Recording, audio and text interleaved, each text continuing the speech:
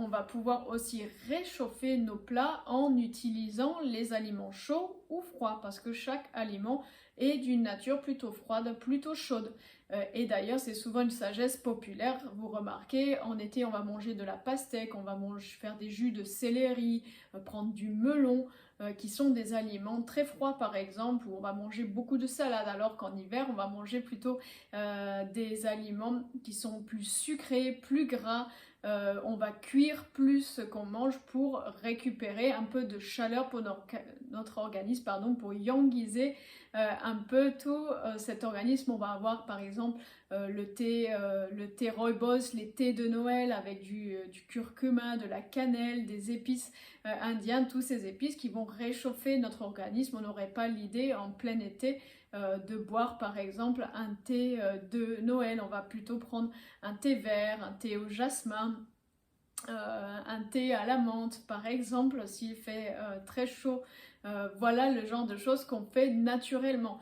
Donc pour vraiment vous réchauffer, surtout si vous êtes de nature de neuroarthritique, que vous êtes de nature stressée, anxieuse, que vous vivez beaucoup de stress en ce moment, peut-être que vous manquez de vitalité, vous manquez d'énergie, peut-être vous avez des pathologies, peut-être vous vous trouvez en hiver ou vous habitez dans une région où il fait froid, vous allez utiliser deux axes, notamment les soupes crues, et je vous donne plusieurs exemples dans ce programme comment faire une soupe crue facilement, et vous allez voir, ça se fait vraiment en 2 à 5 minutes chrono. Pour les personnes qui aiment bien cuisiner vite, c'est l'idéal. Et aussi en utilisant les aliments froids ou les aliments chauds, yin ou yang, pour organiser votre assiette. Lorsque je parle de yin et yang, Kesako, le yin et yang vient de la médecine traditionnelle chinoise. Ici, je l'ai beaucoup simplifié parce que la médecine chinoise est très complexe et d'ailleurs, c'est hyper intéressant et c'est très intéressant si vous avez des pathologies ou même que vous n'en avez pas, de voir un praticien en médecine chinoise pour vous indiquer comment rééquilibrer votre énergie, quelles sont les saveurs qui vous sont le plus adaptées, parce que c'est beaucoup plus complexe que dire froid ou chaud, yin ou yang. Il faut savoir que la médecine ayurvédique utilise aussi ce concept de yin et yang ou froid et chaud, mais d'une manière différente avec les doshas. Certains aliments, certaines nourritures vont être favorables pour votre dosha, d'autres nourritures vont contrarier ou être mauvaises pour votre dosha. Et donc moi j'utilise surtout la médecine persane qui a été bien sûr influencée par la médecine ayurvédique, par la médecine traditionnelle chinoise. Il y a eu beaucoup d'échanges en Asie, et donc la médecine persane utilise elle le froid, le chaud, le froid sarde, le chaud garme, et c'est exactement la même chose, sauf que parfois en médecine chinoise, vous allez avoir ce qui est très yin, ce qui est neutre, ce qui est yang, ce qui est très yang. Là, j'ai simplifié entre froid et chaud. 90% des aliments se retrouvent dans les bonnes classifications comme en médecine chinoise. Moi, je l'ai simplifié, j'ai utilisé la médecine persane déjà parce que je la connais plus d'une façon personnelle, parce que j'ai toujours eu beaucoup d'amis iraniens depuis que j'ai été étudiante, et en plus mon mari est iranien et ma belle famille est iranienne, donc j'ai appris la cuisine persane en fait avec ma belle-mère qui connaît ça par cœur. C'est une dame qui n'a pas été à l'école ou pas très longtemps, en tous les cas ça c'est sûr, et pourtant elle connaît parfaitement les aliments chauds, froids, qu'est-ce qu'il faut faire quand vous avez telle pathologie. Ils utilisent, si vous avez un refroidissement, par exemple vous avez la grippe, vous avez un refroidissement de l'organisme, il va falloir prendre des aliments chauds. Par exemple, au contraire, si vous avez de l'eczéma, si vous avez une inflammation, une éruption de boutons, attention, vous allez manger des aliments qui sont froids, vous n'allez pas encore mettre du feu là où il y a encore du feu, donc vous n'allez pas prendre par exemple du gingembre ou faire un curry avec du curcuma lors de ces éruptions de boutons ou d'inflammation. Et ça, c'est de la sagesse populaire de la médecine traditionnelle qui est utilisée par beaucoup de personnes.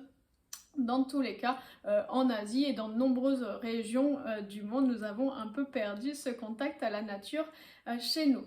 Quoi qu'il en soit, ce que je vais vous inviter à faire, vous allez voir votre nature déjà. Si vous êtes neuroarthritique, frêle, mince, élancé, que vous êtes en sous-poids, que vous êtes de nature stressée, anxieuse, que vous avez besoin de beaucoup de sommeil ou que vous êtes très nerveux, vous manquez de vitalité, vous allez utiliser des aliments chauds pour vous réchauffer. Si au contraire vous êtes de nature sanguin pléthorique, c'est-à-dire que vous êtes beaucoup plus carré d'épaule, vous avez tendance à l'embonpoint, tendance à vous élargir plutôt dans ce sens, le neuroarthritique va s'affiner et avoir le creux vraiment qui va se creuser, va se rétracter en fait, alors que le sanguin pléthorique va être plutôt en expansion. C'est quelqu'un qui est dans l'action, c'est quelqu'un qui peut parler fort, qui est un bon vivant, qui a des glandes endocrines puissantes. Généralement, il peut faire des excès de table.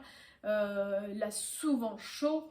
Les femmes qui sont déjà de nature sanguin pléthorique et qui arrivent en période de ménopause, là c'est l'ébullition parce que elles ont la nature sanguin pléthorique plus les effets de la ménopause qui arrivent. Donc si vous êtes sanguin pléthorique, vous allez utiliser des aliments froids pour vous refroidir, pour éviter encore de rajouter de la chaleur à votre corps. Donc c'est comme ça que vous allez procéder. Et vous allez équilibrer vos plats. En été, vous allez manger plutôt des aliments froids et vous allez manger plutôt quelque chose qui est froid aussi au niveau de la température. L'hiver, vous allez prendre des aliments chauds pour réchauffer vos plats. Par exemple, vous allez faire des légumes au wok ou des légumes dans un vitaliseur ou un omnicuiseur. Vous allez peut-être ajouter du gingembre ou mettre du cumin, du curcuma, des choses qui vont réchauffer votre plat. Également, en hiver, vous allez faire les soupes crues avec l'eau bouillante. Frémissante et vous allez utiliser aussi les cuissons, vous allez vous donner plus de tolérance pour les aliments cuits et encore une fois je vous l'ai dit, il faut une période d'adaptation et il faut une période où vous allez récupérer petit à petit de la vitalité. Donc il y a toujours ce que l'on fait en premier, enlever tous les aliments nocifs, transformés, industriels, sucrés, enlever les excitants qui vous fatiguent inutilement. Et ensuite on va enlever les céréales au maximum et ensuite on va faire des adaptations pour passer à une transition qui va être de mieux en mieux. On utilise au début les jus de légumes si on ne tolère pas le cru. Ensuite on pourra bien sûr manger aussi bien des oignons crus que des champignons crus, que des poivrons ou que des concombres et vous n'aurez plus de soucis de digestion parce que vous aurez récupéré en vitalité, vos enzymes digestives fonctionneront mieux. Et vous serez apte à digérer tout ce qui est cru et végétal et vous vous nourrirez principalement que de cela.